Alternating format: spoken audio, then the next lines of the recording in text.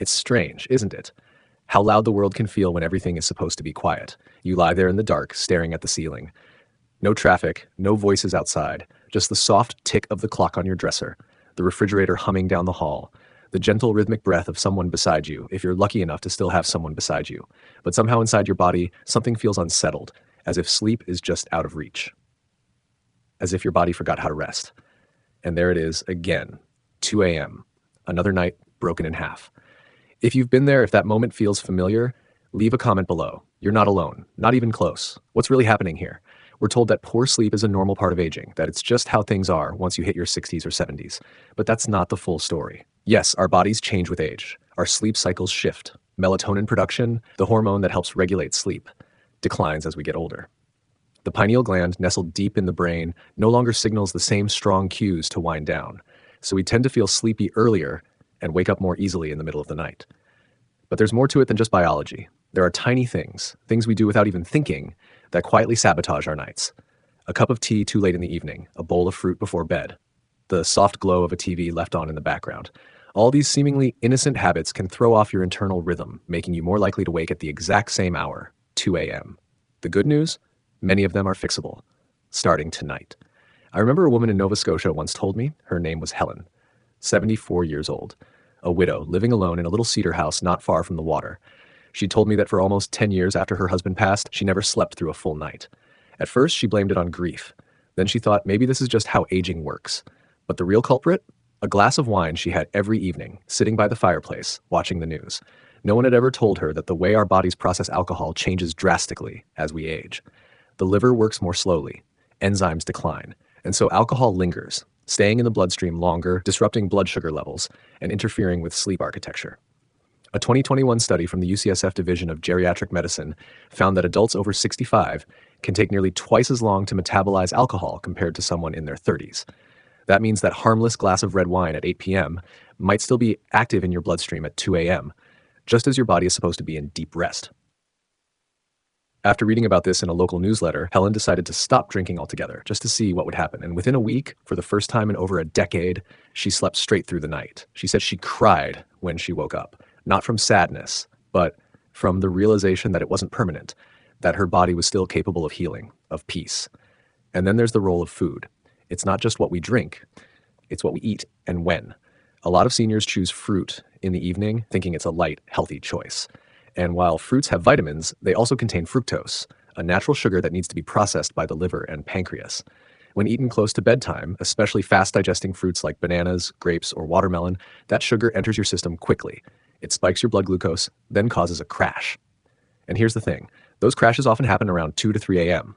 Why? Because that's when your body transitions from deep to lighter sleep. It's a fragile moment in the night. And if your blood sugar dips too low, the body panics. It releases cortisol and adrenaline, the same hormones used during stress. Your heart races, your body jolts awake, and you lie there, wide-eyed in the silence, not knowing why. Have you ever felt that sudden alertness, like your body pulled you out of sleep, even though your mind was calm? That's often your internal glucose balance screaming for attention. If this surprised you, just drop a comment saying fruit before bed. We'll know what you mean. The nervous system remembers more than we think. Aging brings many visible changes: gray hair, slower joints, softer skin, but the nervous system also shifts in ways we can't see. And for sleep, that matters more than people realize. At night, your body needs to move into what's called a parasympathetic state, the state of rest and digest. But here's the problem. Most of us spend our days in the opposite mode, the sympathetic state, also known as fight or flight. It's the state your body enters when you're worried, rushed, upset, or even just overstimulated from screens and sound. For someone over 60, transitioning between these two systems takes more time. The nervous system becomes less flexible. If you're overstimulated late in the day, even just from too much news, too many phone calls, or watching a crime drama, your body holds on to that tension, keeping cortisol levels elevated deep into the night. That means even when you lie down and close your eyes, your nervous system is still awake. I met a retired school teacher named Rita in Burnaby who shared something powerful. She said, "I didn't realize I was bringing my whole day into bed with me. Even my body was tense, like I was still waiting for a school bell to ring." For her, the shift came not from medication, but from evening rituals. She started dimming the lights at 7:30 p.m. She turned off the news after supper, and she began using gentle breath work, 6 counts in, 6 counts out every night before bed. Within 2 weeks, she told me her body learned a new signal, that it was safe, that it could let go, and that changed everything. The temperature trap, why warmth matters more than we think. There's something oddly comforting about being warm at night. But it's not just comfort, it's chemistry. As we age, the thermoregulation system, the way our bodies manage internal temperature, becomes less responsive. That means we're more likely to feel cold at night, even if the room is at a normal temperature. But here's the catch. Cold triggers wakefulness. Your body interprets even a slight chill as a survival threat. Blood vessels constrict, blood pressure rises, and you're pulled out of deep sleep. Not always enough to be fully awake, but enough to disturb your cycles. One quiet fix? A light source of warmth close to the body. A study published in the Journal of Sleep Research found that elderly adults who wore light wool socks to bed fell asleep faster and had fewer nighttime awakenings than those who didn't. The warmth at the feet helps dilate blood vessels, encouraging the body to relax into deeper stages of sleep. A woman in Alberta wrote to us saying she began using a flaxseed heating pad on her abdomen at night. Just a small, comforting heat, and she hadn't felt so deeply rested in years. If this is your first time hearing about warmth and sleep, let us know in the comments. Just say warmth at night so we can see how many others are discovering this too. The real enemy? Inconsistency. But the deepest issue, the thread that runs through all of these, is rhythm, or rather, the loss of rhythm. We underestimate how much our bodies crave consistency, not just in bedtime, but in light exposure, meal timing, emotional cues. Your circadian rhythm, the internal clock that governs when you feel sleepy and when you feel awake, relies on pattern. And as we retire, as routines blur, we often lose that structure.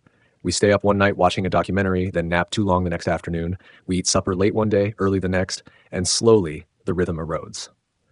Dr. Eve Van Cotter, a sleep researcher from the University of Chicago, has shown that erratic schedules in older adults can reduce melatonin output by nearly 50%, even when they're otherwise healthy. That's why sleep hygiene isn't just about what you do in the hour before bed. It's about the story your body tells itself all day long. Are you consistent with when you eat, when you step into light, when you allow yourself to rest? It's not about rigidity, it's about gentle pattern.